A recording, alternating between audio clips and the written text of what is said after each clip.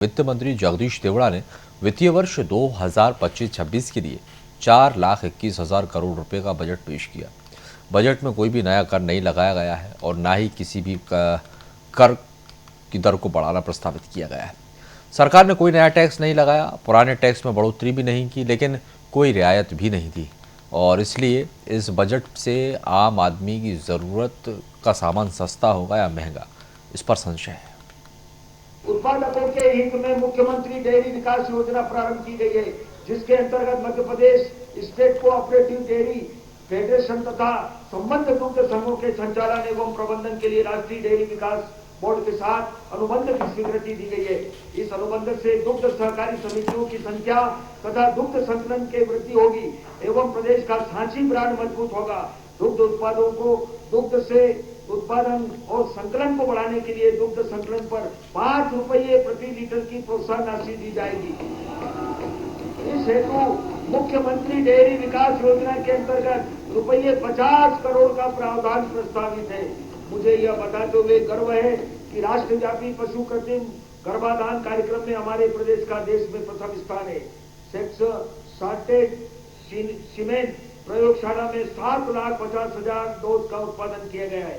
प्रदेश में बृहद स्तर पर स्वावलंबी गौशालाएं स्थापित करने हेतु नीति तैयार की जा रही है। प्रदेश में संचालित लगभग 2,200 गौशालाओं में 3,45,000 से अधिक गोवंश का पालन हो रहा है। गौशालाओं में पशु आहार के लिए प्रति गोवंश प्रतिदिन रुपये 20 को दोगुना कर रुपये 40 किया जा रहा है। गौ संवर्धन एवं पशुओं का संवर्धन योजना में रुपये 505 करोड़ का प्रावधान प्रस्तावित है। मत्स्य उत्पादन के क्षेत्र में प्रदेश आत्मनिर्भरता की ओर अग्रसर है तथा इस क्षेत्र में निजी भागीदारी भी बढ़ रही है। प्रधानमंत्री मत्स्य संपदा योजना के तहत 2,137 हेक्टेयर जल क्षेत्र की निजी भूमि में तालाब निर्माण, 175 बायोफ्लॉक पांड मत्स्य बीज उत्पादन हेतु 32 hatchery, 418 biofloc, 51 ice plant, 78 fish feed मिल स्थापित किए गए हैं। मत्स्य विपणन कार्य को सुगम बनाने हेतु मत्स्य पालकों को 46 इंसुलेटेड वाहन, 1,881 मोटरसाइकिल आइस बॉक्स सहित तथा 297 3 व्हीलर आइस बॉक्स सहित प्रदान किए गए हैं।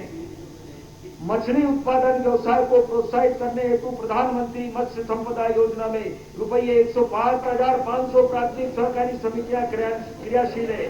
वर्ष 2024-25 में इन समितियों के माध्यम से लगभग 33 लाख किसानों को रुपये 19,895 करोड़ का अल्पकालीन शून्य ब्याज दर उपलब्ध कराया गया।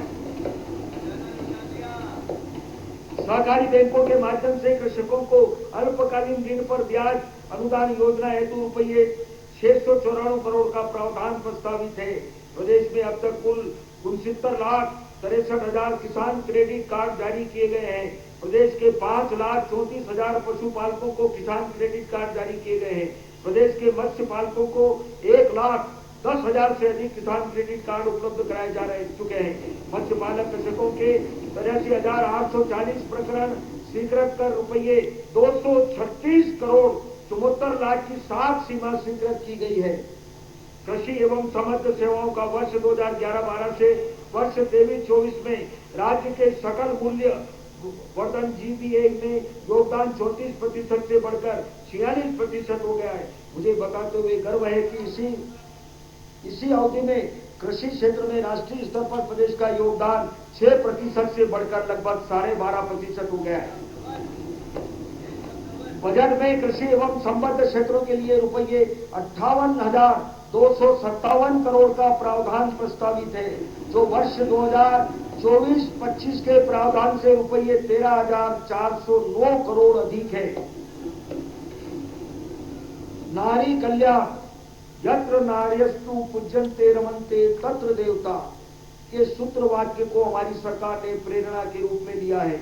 हमारी सरकार द्वारा नारी कल्याण से संबंधित प्रमुख योजनाएं जैसे गर्भधारण पर देखभाल, प्रसव पर आर्थिक सहायता, लाडली लक्ष्मी, शैशव काल के लिए आंगनवाड़ियां, निःशुल्क शिक्षा व अन्य शैक्षणिक सुविधाएं, उच्च शिक्षा के लिए प्रोत्साहन, जीविका उपार्जन एवं आर्थिक आत्मनिर्भरता के लिए स्वरोजगार एवं शासकीय सेवाओं में आरक्षण, विवाह तथा निकाह योजना, आवास योजनाओं का लाभ, स्थायी संपत्तियों के क्रय पर पंजीकरण शुल्क में विशेष छूट, लाडली बहना योजना तथा विभिन्न पेंशन योजनाएं सफलतापूर्वक संचालित की जा रही है। वर्ष 2024-25 में लाडली लक्ष्मी योजना 2.0 अंतर्गत 2,43,396 बालिकाओं का पंजीकरण किया गया।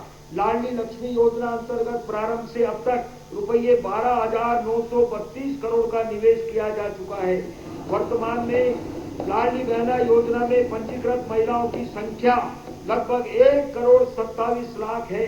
इस योजना के लिए रुपये 18,669 करोड़ का प्रावधान प्रस्तावित है।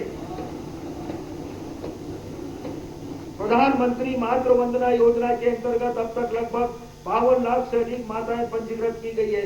वर्ष 2024-25 में अब तक लगभग 5,75,000 हितग्राहियों को रुपये 264 करोड़ से अधिक की राशि का भुगतान किया जा चुका है। प्रदेश में संचालित 57 वन स्टॉप सेंटर पर हिंसा से पीड़ित महिलाओं और बालिकाओं को एक ही छत के नीचे सभी आवश्यक सेवाएं जैसे आश्रय, पुलिस सहायता, विधिक सहायता तथा चिकित्सा आदि उपलब्ध कराई जाती है। इस वर्ष लगभग 22,000 महिलाओं को सहायता दी गई है। महिला सशक्तिकरण की दिशा में एक महत्वपूर्ण पहल करते हुए मध्य प्रदेश पर्यटन विकास निगम ने पचमढ़ी स्थित होटल अमलताज का संचालन महिलाओं को सौंपा है। गर्व की बात है कि यह देश का पहला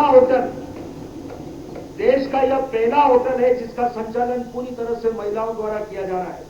मुख्यमंत्री बाल आरोग्य समर्थन कार्यक्रम के तहत 14,64,000 पंजीकृत गंभीर कुपोषित बच्चों में से लगभग 86% बच्चों के पोषण स्तर में सुधार हुआ है।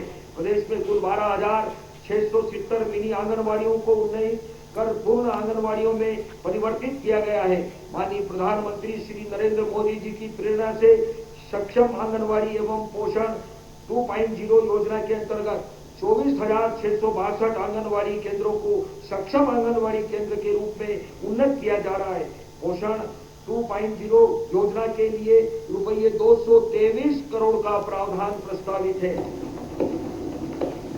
स्वास्थ्य एवं महिला बाल विकास विभाग की ग्राम स्तरीय सेवाओं की गुणवत्ता में सुधार, प्रभावी अनुश्रवण एवं हितग्राहियों को एक ही स्थान से विभिन्न सेवाओं की उपलब्धता सुनिश्चित करने के उद्देश्य से स्वास्थ्य एवं आंगनबाड़ी सेवाओं हेतु एकीकृत अधोसंरचना योजना प्रारंभ की जा रही है।